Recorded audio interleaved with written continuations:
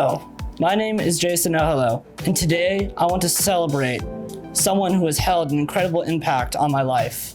They have had many a chapter, ranging from newspaper stuffed shoes to being a mother to an aspiring college student to a CEO to a renowned local author. Joanne Parsons, as this fabled individual is named, also just happens to be my grandmother. Pretty cool, right? Together, let's dive into the story of Joanne, see what makes her great, and finally, show why she is one of the people I admire the most.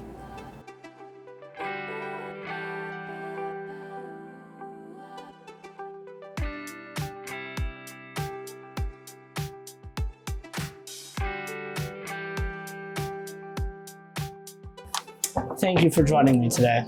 My pleasure, Jason. It's always a pleasure.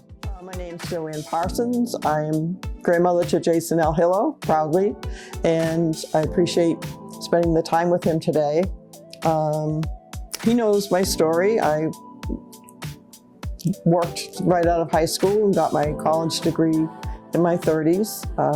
I was a single mom supporting my family and was fortunate enough, because of my own hard work and opportunity, to rise to the executive level as I worked for a Catholic health system for over 50 years.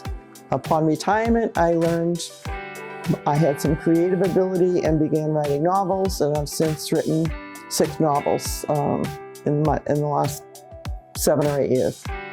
How would you say that your childhood influenced you, career or otherwise?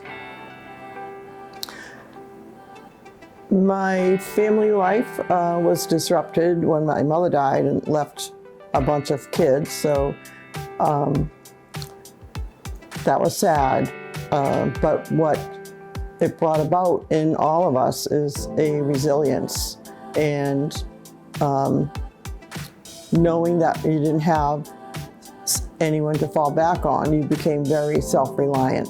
And I think that influenced me as I became somebody in the workforce, that I knew I would take every opportunity I had, and I had to be self-reliant. What would you say was or is someone you admire the most? I've thought about that a lot. Actually, what I came to is that I admire my sisters and brother, my 4 sisters and my brother, and myself as a group, because given the family situation, we banded together and helped each other, supported each other, and every one of us was able to prevail and put ourselves through college and have very successful careers and made great families. So I admire my siblings because they prevailed through some hardship, and we've all had our challenges since then as adults, as everyone does, and we've supported each other as a pack, and I admire that very much. Did you ever see yourself climbing so high up in the corporate ladder? Do you feel as though you faced challenges in doing so? Maybe some that you wouldn't have faced in other certain circumstances didn't stand in your way? I don't think I was career-oriented as much as focused on working and providing for myself and for my children until I got my college degree in my 30s. And that actually opened doors for me in terms of management opportunities.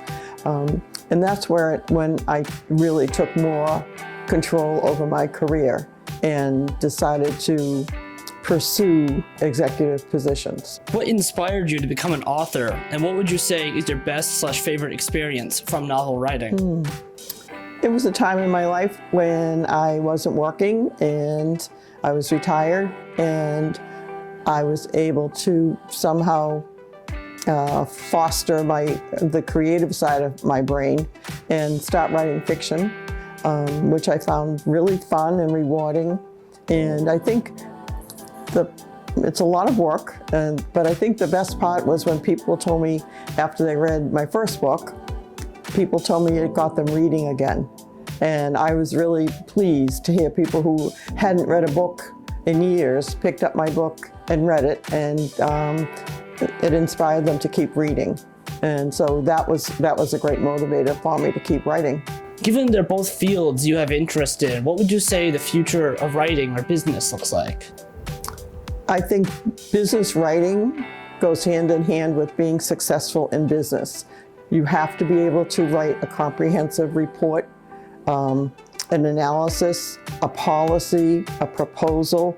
You have to have business writing skills to be successful in business. You have to be able to articulate your thoughts in writing so that you communicate well to other people.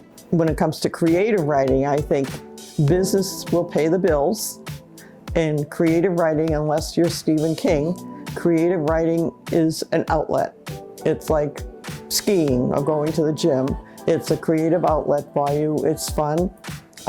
It's rewarding. It's a hobby. I was just kind of curious about how you feel about like AI and like technology in those spaces, especially if you have any opinions there. I don't know too much about AI except that it will paraphrase for you rather than have you think for yourself. So I think I'm more of a proponent of thinking for yourself than becoming reliant on AI. I know in writing, for instance, Amazon won't publish any creative writing if you use AI.